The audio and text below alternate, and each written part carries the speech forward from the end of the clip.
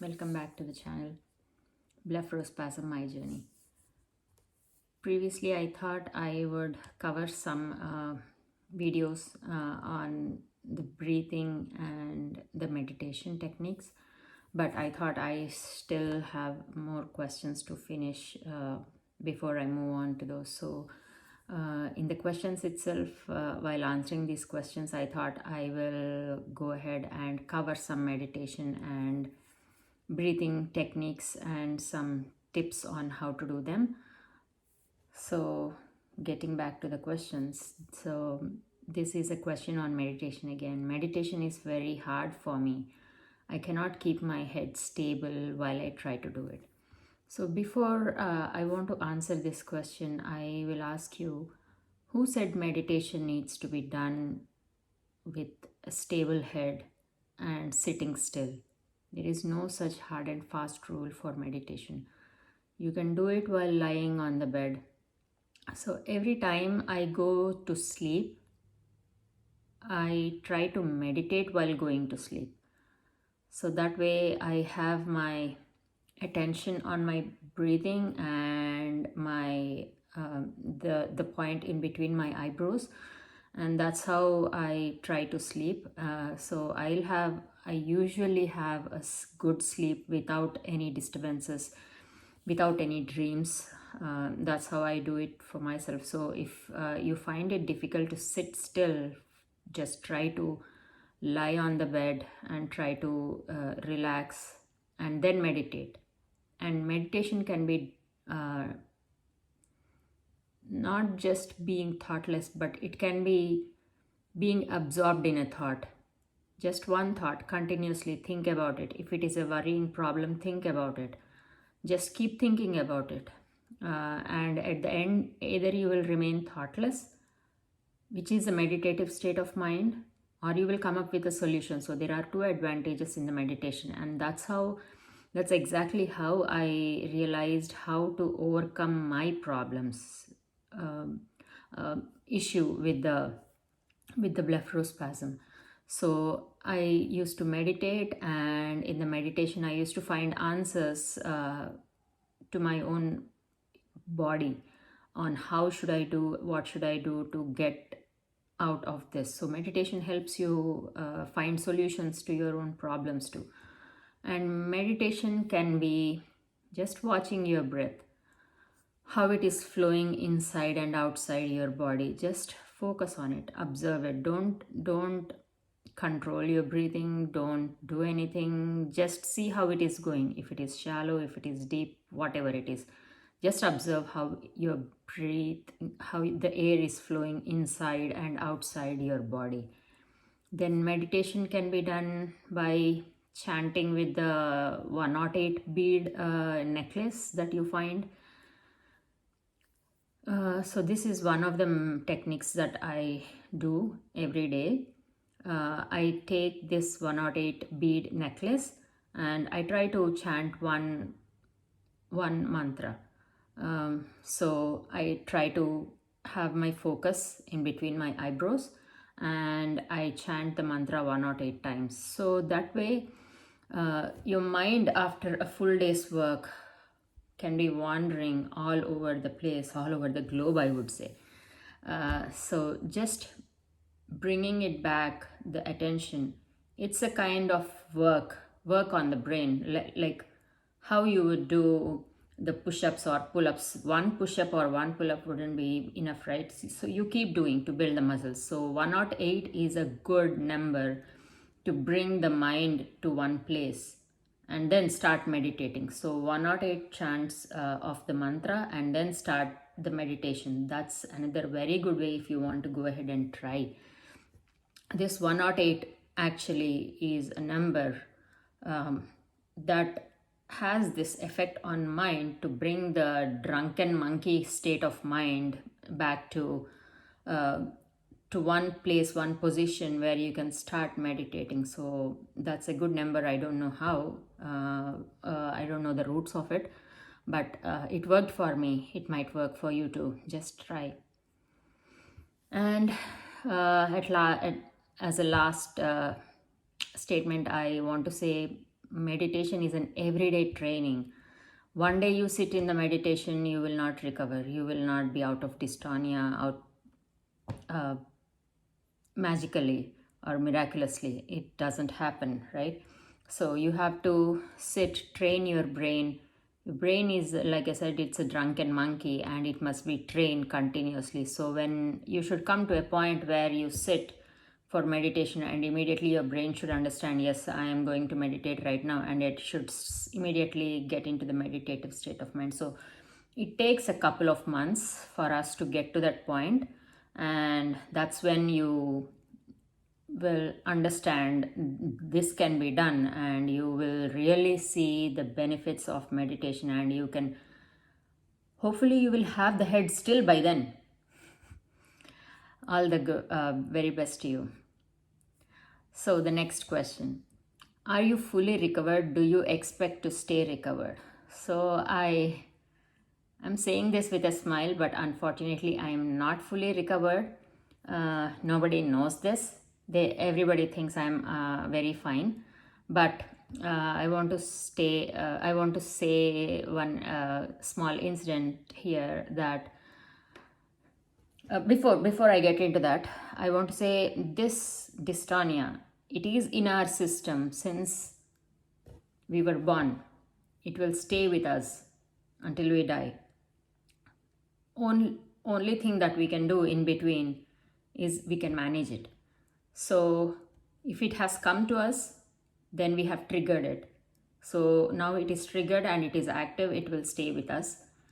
I don't know if it will be completely dormant at any point, but it is alive right now and it is still with us. Probably it needs, it's only been 2 years that I am working on myself, but maybe in 10 years, if I continue to meditate, it might go away. I don't know about it yet. Maybe I will update this channel after 10 years if I totally am out of it.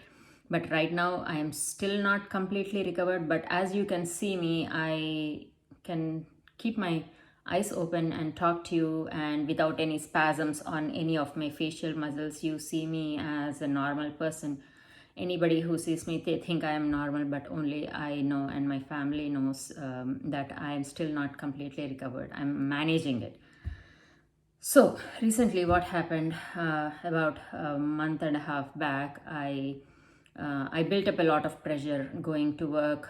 We have to drive to work, and then taking care of the home and kids and their activities and my activities. So without knowing, before dystonia, I was at a rate of 90% or 95% of activities all throughout the week.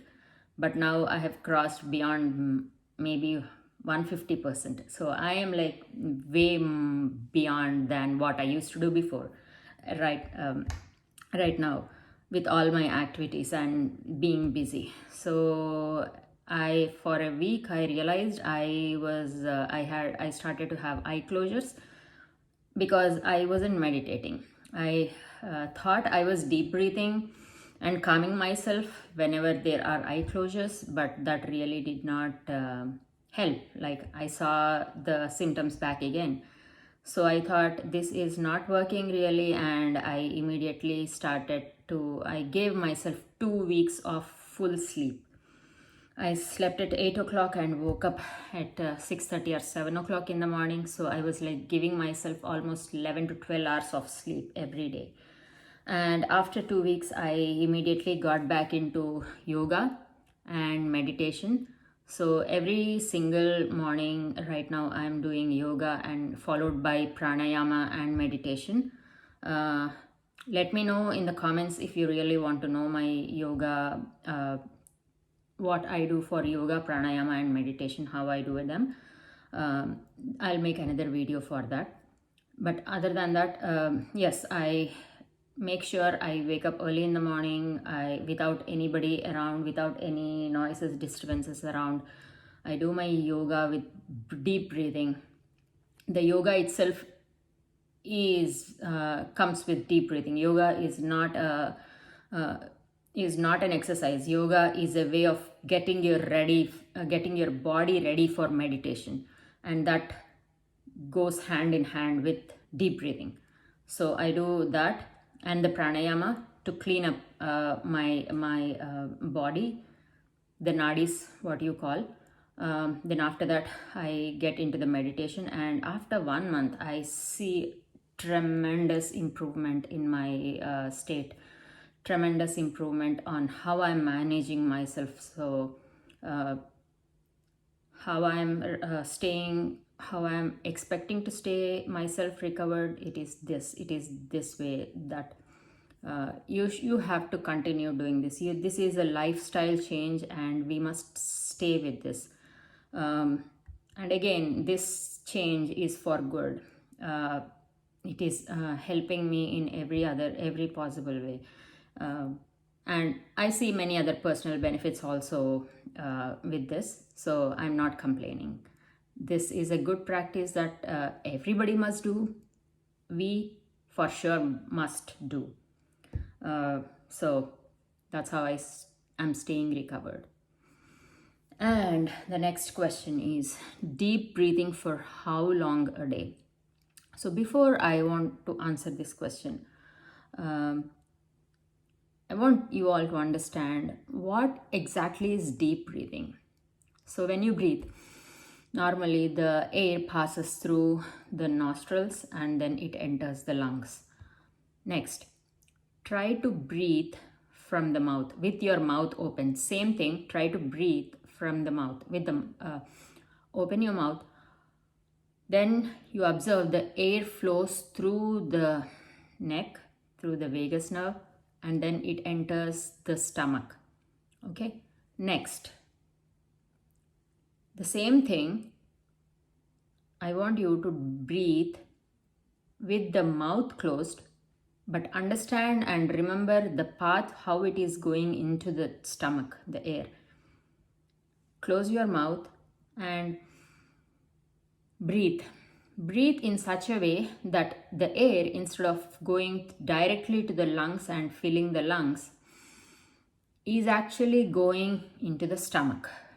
This exactly is called deep breathing. That's all it is. So every time it goes inside, it goes through your neck, and you will feel there is a cool sensation. It is cooling down the vagus nerve, your neck muscles, your neck here, and you feel that. That's the deep breathing technique. And when should you do it? Every time you have a spasm on the eyes, eyelids, eyeballs, facial muscles, neck muscles, anywhere in the body, any spasm, sit still, take 10 breaths, and you will see you have calmed down. Next, when you know your emotions are going out of control, you want to be stable, you want to be calm, you want to react in a different way, but your emotions are racing and your breathing is going out of your control, then do this deep breathing. And every time you want to calm yourself down, do this. Eventually, you know what, it becomes a habit, and you only want to deep breathe. You will have more focus on your breathing. You will when you're doing any other work, you will immediately, your mind thoughts come back to the breathing, and you think, oh, I'm not deep breathing, let me do it. So that's how it becomes a repetition. So I do sun salutations, which is also called Surya Namaskara in the yoga, and in that it is straining and bending your spinal cord. There are 12 different motions, 12 different asanas in the Surya Namaskara itself, and one is stretching your spinal cord and then bending it completely. So in this, while you're stretching your spinal cord, you're deep breathing and feeling so when you're deep breathing in this posture, it becomes a deep breathing. Even though you want to breathe only to your lungs, the posture is in such a way that it really opens up that channel where the deep breathing is possible. So that's one thing I do for at least 20 minutes every day. So, as soon as you wake up in the morning, these sun salutations are making it a repetition. It is way of making you remember that you have to deep breathe. The body requires it to get out of dystonia. So make it a part of your life, the deep breathing, and you will benefit out of it and come out of the dystonia. Let me finish with two more questions. Do you think I can recover?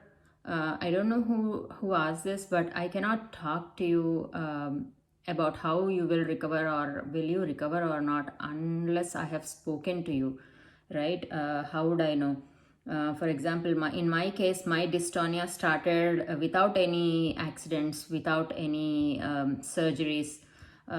It's just purely out of stress, how much I have stressed my body and my brain. So uh, I can talk about myself, I can talk to similar case, but anybody else, you need to talk to a doctor, or I should probably talk to you personally too on where you are on your journey to recovery.